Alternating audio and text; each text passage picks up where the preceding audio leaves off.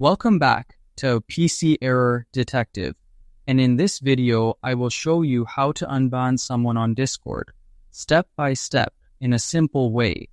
If you accidentally ban someone or changed your mind, this guide will help you bring them back to your server easily. Step 1.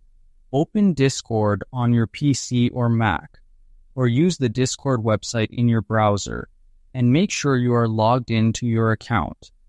This is important because only people with permission can manage bans in a server. Step 2. Go to the server where the user is banned and you want to remove the ban. Click the server icon on the left side so the server opens fully and its channels are visible. Step 3. Click the server name at the very top left corner of the screen to open a small drop-down menu. This menu contains different options for managing the server settings. Step 4. From this drop-down menu, click on Server Settings. This opens the main control panel of your server where you can manage roles, members, moderation tools, and bans. Step 5. In the left sidebar, scroll and find the Moderation section, then click on Bans.